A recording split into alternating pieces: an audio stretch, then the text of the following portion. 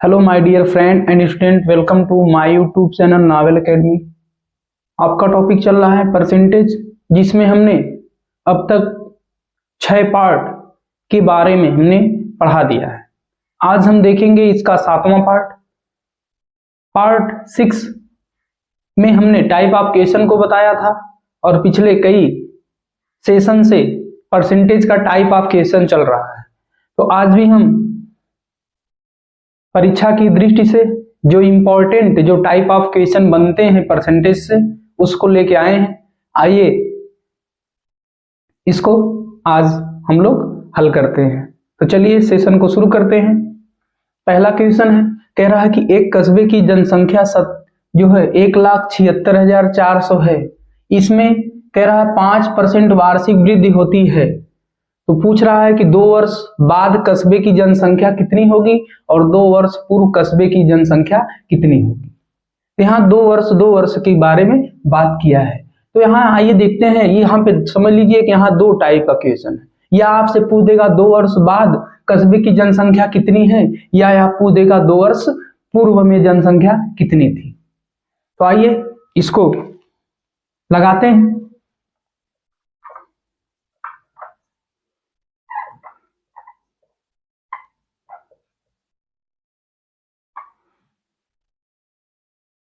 ये इस फार्मूले से, ये जो है कंपाउंड इंटरेस्ट भी इसी से निकलता है। इसी फार्मूले से हम इसको क्या करेंगे, निकाल लेंगे। यहां पर जो a बराबर है, वो a बराबर हमारा क्या है,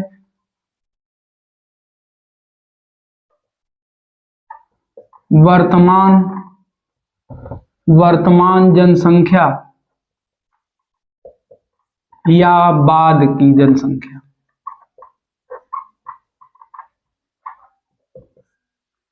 और यहां जो P है, P बराबर है वह हमारा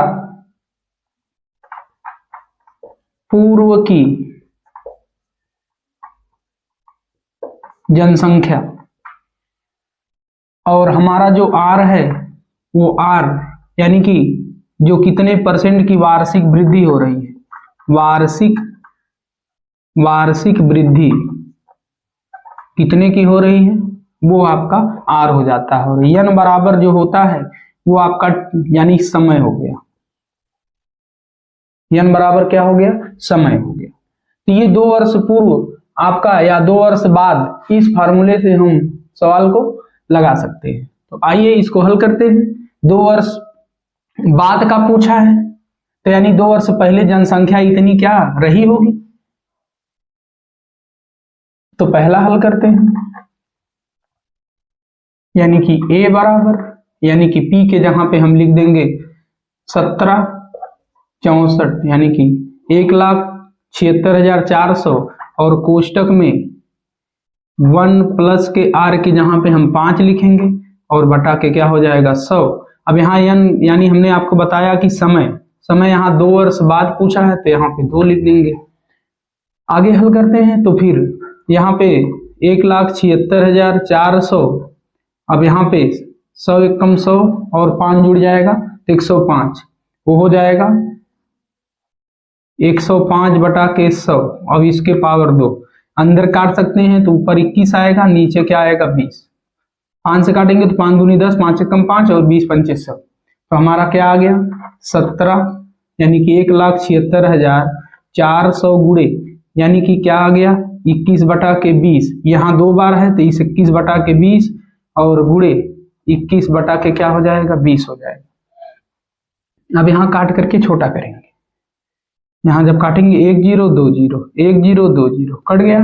आगे अब यहाँ 2 से काटेंगे तो 2 अट्ठे 16 और 2 अट्ठे 16 और 2 दूनी 4, 2 से काटेंगे तो ये काट आ जाएगा 2 चौक 8 2 चौक 8 और 2 एकम 2, यानी 21 का गुणा 21 में करेंगे 441, यानी कि 441 और गुणे 441, और इनका गुणा आपस में करा देंगे, हमारा आंसर आ जाएगा। के बाद आएगा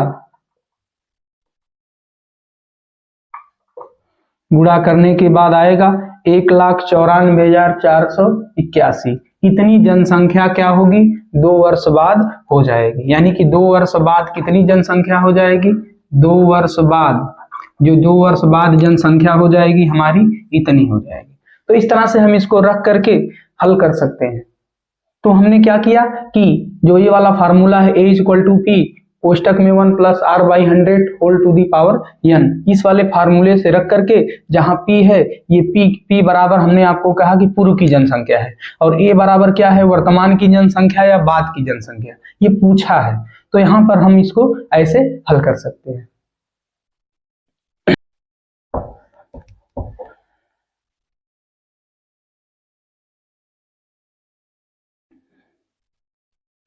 और दूसरा लगाते हैं,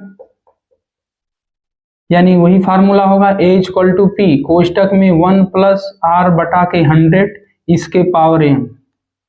अब यहाँ p का पूछा है, तो हमने कहा आपसे कि ये क्या है, ये वर्तमान जनसंख्या है और ये क्या है, पूर्व की जनसंख्या। अब यहाँ पे p निकालना है, तो लिख सकते हैं a बटा के 1 प्लस के r बटा के 100 और इसके पावर क्या करेंगे, n कर देंगे। चाहे तो आप इससे लगाइए चाहे इससे लगाइए, दोनों से आंसर आपका आ जाएगा। तो लगाते हैं इससे, यहाँ पर जब हम लिखेंगे कि P बराबर हम लिखेंगे यहाँ पे कितना है, 1,76,400 और बटा के 1 प्लस 5 बटा के 100 और इसके पावर क्या हो जाएगा, 2 हो जाएगा।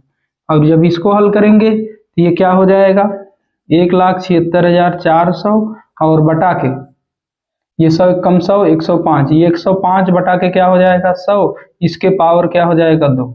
जब इसको फिर हम हल करेंगे तो ये हो जाएगा 1,76,400 और बटा के क्या हो जाएगा, ये कट जाएगा तो 21 हो गया, ये क्या हो गया 20 हो गया। तो ये क्या हो गया, यानी कि 21 बटा के 20। अब इसके पावर क्या हो जाएगा, इसके पावर 2 हो जाएगा। जब इसको फिर हम हल करेंगे, तो क्या हो जाएगा 17 यानी 1,76,400, जो ये नीचे पलट जाएगा। जब ये पलटेगा तो क्या हो जाएगा, यहाँ पे हो जाएगा हमारा 20 बटा के 21, ये 2 बार है तो उसको हम 2 बार लिख सकते हैं, 20 बटा के 21। अब यहाँ 21 3 से काटेंगे तो 3 5 15, 2 3 9 8 24, 2 3 9 8 24, फिर 3 से काटेंगे 3 7 21, फिर जब फिर काटेंगे इसको 3 से तो 3 1 कम 3, 2 बचा, 3 7 21, 3 6 18। अब 49 से का जो है ये 7 7 49 से काटेंगे तो 49 चौका 176, 49 चौका 176 होता है। तो जब हम इसका मल्टीप्लाई करेंगे तो हमको क्या मिला, यहाँ मिला हमारा 4 और यहाँ 0, यानी कि 400 ये मिला और यहाँ पे 20 गुणे यहाँ पे 20 मिला।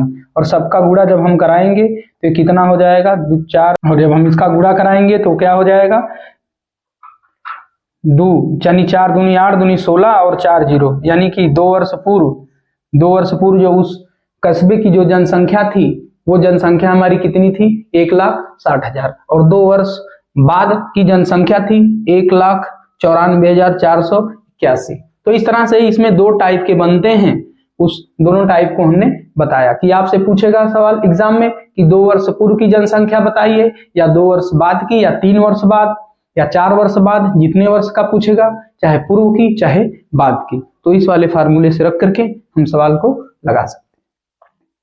आइए अगले क्वेश्चन पर चलते हैं। कह रहा है एक मशीन 1,20,000 में खरीदी गई, इसका 10% वार्षिक दर से अवमूल्यन होता है, तो 2 वर्ष बाद इस मशीन का मूल्य क्या होगा।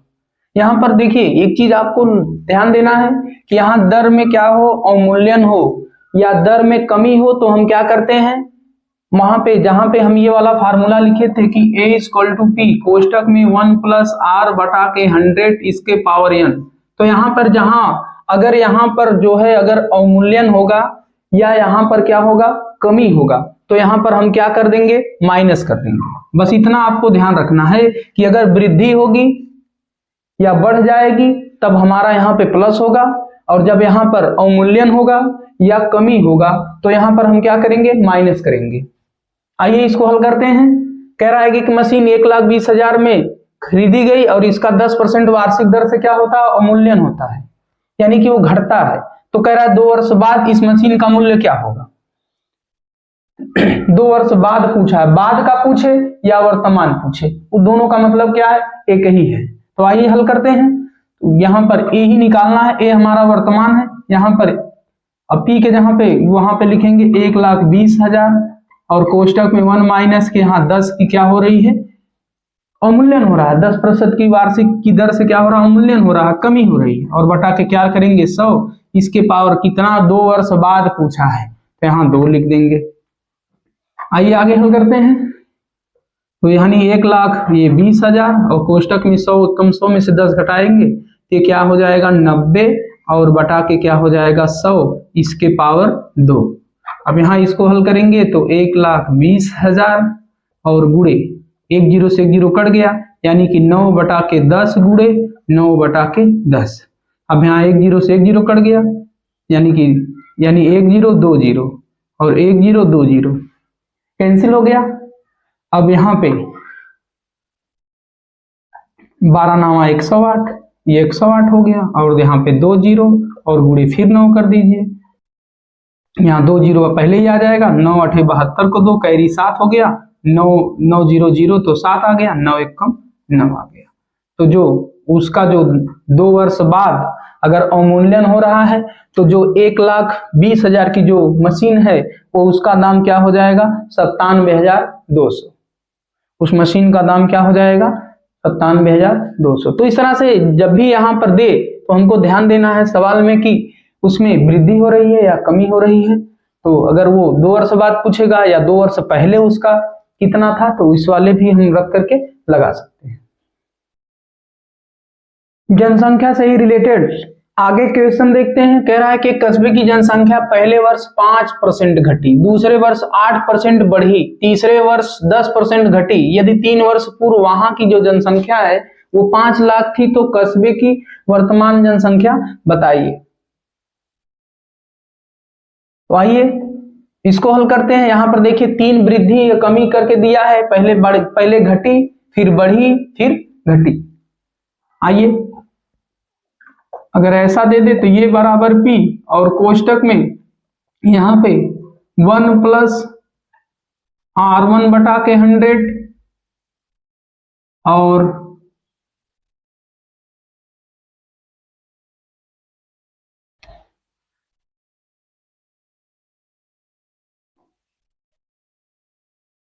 और दूसरे कोष्टक में 1 प्लस R1 बटा के 100 R2, यानी कि यहाँ पे पहले में घटा है तो यहाँ पर हम घटा देंगे, पहले में 1 माइनस के R1 बटा के 100, दूसरे में बढ़ा है तो दूसरे में बढ़ा देंगे 1 प्लस R2 बटा के 100 और तीसरे में फिर घटा है तो यहाँ पे 1 माइनस के R3 बटा के 100। तो यहाँ पे जो 5 लाख है तो पहले यहाँ पे पूर्व की जनसंख्या कितनी थी 5 लाख, 5 लाख और यहाँ पर अब कोष्टक में 1 माइनस के R1 कितना घटा है 5, तो 5 घटाएंगे तो यहाँ पे 5 बटा के 100 और दूसरे कोष्टक में 1 प्लस बढ़ा है कितना 8%, तो 8 बटा के 100 और फिर तीसरे कोष्टक में 1 माइनस घटा है 10, तो 10 बटा के 100। अब इसको जब हम हल करेंगे तो ये हमारा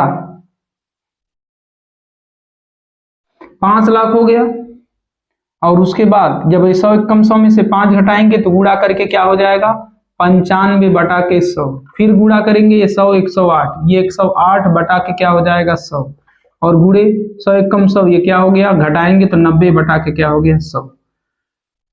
अब यहाँ 1 0 2 0 3 0 4 0 5 0, तो 1 0 2 0 3 0 4 0 5 0 से कैंसिल हो गया और 1 0 से ये 0 कैंसिल हो गया इन सबका आपस में। तो यहाँ पे बचा 5 गुणे 95 गुणे 108 गुणे 9, जब इनका 4,61,700 जो वर्तमान जनसंख्या 4,61,700 जो वहां की जनसंख्या होगी वर्तमान वो इतनी होगी।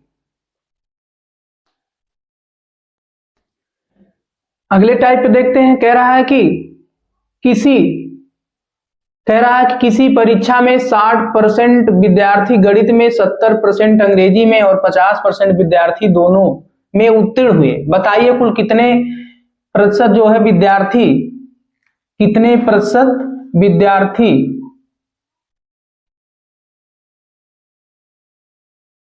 तो बताइए कि कुल कितने प्रतिशत विद्यार्थी परीक्षा में उत्तीर्ण हुए। यहाँ पे परीक्षा में कुल उत्तीर्ण विद्यार्थी कितने हुए वो आपको निकालना है।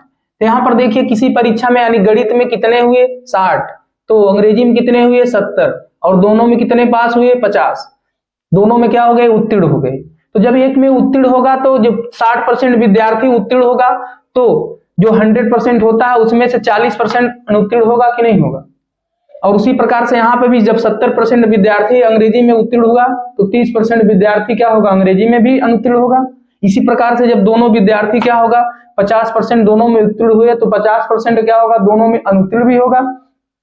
तो इस तरह के जब आपके प्रश्न मिले तो आपको सीधे बस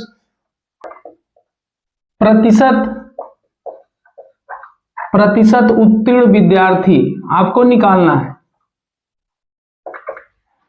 तो क्या करना है बस 100 में से आपको क्या करना है घटाना है, यानी कि 60 विद्यार्थी क्या हो गए गणित में उत्तीर्ण हुए, तो जो हमारा 40 बचा तो वो 40 क्या हो गए अनुत्तीर्ण हो गए। उसी प्रकार से अंग्रेजी में भी जब 70 पास हो गए तो 30 क्या हो गए 30% विद्यार्थी क्या हो गए अंग्रेजी में अनुत्तीर्ण हो गए। और यहाँ 50% विद्यार्थी दोनों में अनुत्तीर्ण हुए, तो दोनों में जो है 50% विद्यार्थी दोनों में उत्तीर्ण हुए तो 50% क्या होगा अनुत्तीर्ण भी होंगे। तो उसको क्या करेंगे जब दोनों में की बात करेगा तो यहाँ दोनों वाला क्या करेंगे इसको प्लस करके लिखेंगे। अब इसको आप जोड़ दीजिए, जब हम इसको जोड़ेंगे तो यहाँ 100 है यहाँ 50, तो ये कितना हो जाएगा चूंकि प्लस प्लस वाला एक में जोड़ेंगे तो यहाँ 150 हो गया। इन दोनों को जब हम जोड़ेंगे तो ये 70 आ गया, और जब हम घटाएंगे 150 में से 70 तो हमारा कितना आ गया 80। तो 80% जो विद्यार्थी हैं वो क्या हो गए वो जो है उत्तीर्ण हो गए, और 20% विद्यार्थी क्या हो गए अनुत्तीर्ण हो गए। तो यहाँ पर आपको ध्यान देना है कि जिस तरह से जब प्रश्न बने आपको मिले तो उत्तीर्ण विद्यार्थी या अनुत्तीर्ण विद्यार्थी आपको जो निकालना हो आप निकाल लीजिए इस तरह से। तो उत्तीर्ण विद्यार्थी निकालना होगा तो 100 में से क्या करेंगे, यहाँ इतना 60 पास हुआ गणित में तो वो कितना जो है अनुत्तीर्ण हुआ उसको लिखेंगे माइनस करके, और फिर गणित में कितना अनुत्तीर्ण हुआ उसको माइनस करके लिखेंगे, और फिर जो है दोनों में अनुत्तीर्ण होगा तो इसका आपको ध्यान रखना है कि ये वाला को क्या करना है प्लस करके लिखना है। दोनों में असफल होंगे या दोनों में अनुत्तीर्ण होंगे तो उसको क्या करना है आपको प्लस करके लिखना है और घटा देना है। तो इस तरह से हमारा ये आ जाएगा। आगे देखिए कह रहा है कि किसी परीक्षा में गणित में 60% लड़के, विज्ञान में 65% लड़के उत्तीर्ण हुए, जबकि दोनों विषयों में कुल 30% लड़के अनुत्तीर्ण हुए। यदि परीक्षा में कुल 600 लड़के बैठे हों तो कुल कितने लड़के परीक्षा में उत्तीर्ण हुए। तो यहाँ पे परीक्षा में लड़के उत्तीर्ण हैं उनका पूछा जा रहा है, तो आप निकाल लीजिए, यानी प्रतिशत उत्तीर्ण लड़के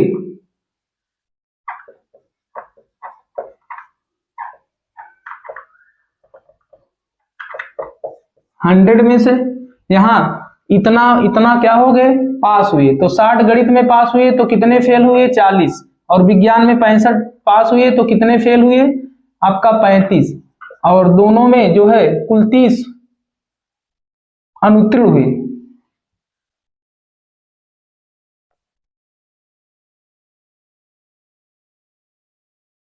तो दोनों में कितने जो है लड़के अनुत्तीर्ण हुए तो 30। इसको हमने आपको बताया था कि इसको क्या करना है जोड़ना है, तो 30 आपको इसमें जोड़ देना। अब इसको जब हम हल करेंगे तो यहाँ पर ये 30 और ये 100 130 हो जाएगा, ये दोनों जुड़ेगा तो 75 हो जाएगा, और घटाएंगे 130 में से तो 10 में से 5 जाएगा 5, और 12 में से यहाँ पे 7 जाएगा तो 5 आ गया, यानी कि 55% लड़के क्या हो गए परीक्षा में उत्तीर्ण हो गए। और ये जो 55% है अब उसका 600 का आप क्या कर लो 55% निकाल लो, यानी कुल परीक्षा में कितने लड़के बैठे हैं 600 लड़के बैठे हैं। परीक्षा में कितने लड़के बैठे हैं 600, तो आप ये जो 55% लड़के क्या हो गए परीक्षा में उत्तीर्ण हो गए, तो 55% 600 का निकाल लीजिए। आइए यहाँ 600 का यानी कि ऐसे लिखिए परीक्षा में उत्तीर्ण लड़के, परीक्षा में उत्तीर्ण लड़के, परीक्षा में उत्तीर्ण लड़के जब हम करें निकालेंगे तो यहाँ टोटल जो लड़के हैं वो 600 हैं। 600 का आप 55% निकालो तो 55 बटा के 100 हो जाएगा। 1 0 से 1 0, 1 0 से 1 0 कट गया। अब यहाँ 6 25 30 और 6 25 30 और 3 33, 330 लड़के, यही हमारा क्या हो गया, आंसर हो गया। तो परीक्षा में जो उत्तीर्ण लड़के हैं वो 330 लड़के परीक्षा में क्या किए, जो है उत्तीर्ण हुए। अगर आपसे पूछ देता कि परीक्षा में कितने लड़के अनुत्तीर्ण हुए, तो 55 जब उत्तीर्ण हुए तो अनुत्तीर्ण कितने हुए, 45, तो 600 का 45 निकाल देते परसेंट, तो वो भी आपका निकल के आ जाता। उसी टाइप का ये भी क्वेश्चन है, कह रहा है कि एक परीक्षा में 70% विद्यार्थी अंग्रेजी में, 65% विद्यार्थी गणित में उत्तीर्ण हुए। यदि 27% विद्यार्थी दोनों विषयों में अनुत्तीर्ण रहे हों तथा 248 विद्यार्थी कह रहा है कि दोनों विषय में उत्तीर्ण रहे हों, तो कुल कितने विद्यार्थी परीक्षा में बैठे। यहाँ टोटल विद्यार्थियों की संख्या पूछा है, वहां टोटल से क्या पूछा था, कितने % विद्यार्थी क्या हुए, पास हुए। तो आइए इसको हल करते हैं। प्रतिशत उत्तीर्ण विद्यार्थी, अब यहां 100 में से घटाएंगे तो यहाँ पे 70% और अंग्रेजी में, तो 30% यहाँ पे फेल, मतलब उसमें अनुत्तीर्ण हुए, और गणित में 65 है तो यहाँ पे 35% हो जाएगा, और दोनों में इतने अनुत्तीर्ण हुए तो यहाँ पे प्लस करके आप जोड़ दीजिए 27। अब यहाँ जब ये उधर जाएगा तो ये क्या हो जाएगा, यानी कि 127 में जुड़ जाएगा, और ये घटेगा तो माइनस करके ये दोनों को जोड़ेंगे तो यहाँ पे 65 आएगा। घटाएंगे तो 7 में से यहाँ पे 2 आ गया, यहाँ पे 12 में से 6 जाएगा, यहाँ 6 आ गया। तो इतने प्रतिशत जो है 62% विद्यार्थी क्या हुए, परीक्षा में उत्तीर्ण हो गए, और 62% विद्यार्थी दोनों परीक्षा में उत्तीर्ण हुए। और यहाँ कहा भी है कि 248 विद्यार्थी दोनों विषय में उत्तीर्ण हुए। तो यानी कि ये जो आया है 62%, ये भी दोनों यानी कि परीक्षा में उत्तीर्ण हुए हैं। तो ये जो है परीक्षा में उत्तीर्ण हुए हैं तो उनके क्या हो जाएगा, बराबर हो जाएगा, यानी कि 62% बराबर के क्या हो जाएगा, 248 के। तो 1% बराबर हो जाएगा 248 बटा के 62। और हम मान ले कि जो कुल संख्या है वो विद्यार्थियों की कुल संख्या वो 100 है, 100% है, तो 100% बराबर अगर कर देंगे हम तो 248 बटा के 62 गुणे क्या हो जाएगा, 100 हो जाएगा। अब यहाँ काटेंगे, 2 से काटिए तो 31 आ गया, और इसको 2 से काटेंगे, 2 1 कम 2 दूनी 4 और 2 चौक 8, और 31 चौके क्या हो गया, 124। यानी कि जब हमारा कितना आ गया, यानी कुल विद्यार्थियों की जो संख्या है, कुल विद्यार्थी कितने आ गए, ये हो गए हमारा 400। यही हमारा क्या हो गया, आंसर हो गया। तो इस तरह से हमने देखा कि पहले आपको परीक्षा में जो है प्रतिशत उत्तीर्ण विद्यार्थी आपको निकालना है। 100 में से क्या घटाएंगे, यानी कि जो परीक्षा में उत्तीर्ण हुए हैं, तो जो अनुत्तीर्ण हुए हैं उनको, यानी 70 उत्तीर्ण हुए तो अनुत्तीर्ण कितने हुए, 30। उसके बाद गणित में भी 65 उत्तीर्ण हो गए तो 35, वहां पे भी आपका 65 जो है गणित में उत्तीर्ण हुए तो जो है 35% आपका बचा। उसके बाद 27% दोनों में, हमने यहाँ पे आपको ध्यान देना है, जहां दोनों होगा उसको हम क्या करेंगे, प्लस कर देंगे, और फिर इसको जोड़ करके फिर हम घटा देंगे, यानी कि 100 प्लस है तो 27 भी प्लस है, दोनों एक में जुड़ जाएगा, ये माइनस माइनस जुड़ जाएगा, और फिर उसको घटाएंगे तो हमारा उत्तीर्ण प्रतिशत आ जाएगा कि कितने प्रतिशत जो है विद्यार्थी उत्तीर्ण हुए। अब इतने प्रतिशत विद्यार्थी उत्तीर्ण हुए, और आपका दिया भी है कि दोनों में कितने जो है परीक्षा में उत्तीर्ण हुए 248, तो जो 62% होगा 248 के बराबर हो जाएगा, तो 1% बराबर कितना। और हम मान लें कि उस परीक्षा में जो विद्यार्थी की जो संख्या है बैठे हैं परीक्षा में वो कितने हैं, वो 100 है, तो 100% है, तो 100% बराबर करेंगे तो कैलकुलेट कर देंगे तो हमारा कितना आ जाएगा, विद्यार्थियों की संख्या 400 हो जाएगी। तो इस तरह से हमने देखा कि इस सेशन में हमने टाइप ऑफ क्वेश्चन को हल किया जो अक्सर एग्जाम में पूछे जाते हैं। वो कुछ क्वेश्चन को लेकर के आज इस सेशन में हमने उसकी चर्चा की, और यह पिछले कई सेशन से आपका टाइप ऑफ क्वेश्चन चल रहा था। लगभग हमने पिछले 6 सेशन में और आज का सेशन मिलाकर के 7 सेशन में हमने लगभग 30 से 35 क्वेश्चन को इसमें हल कराया, टाइप ऑफ क्वेश्चन को हल कराया। तो आपको ये सेशन कैसा लगा कमेंट करके जरूर बताएं।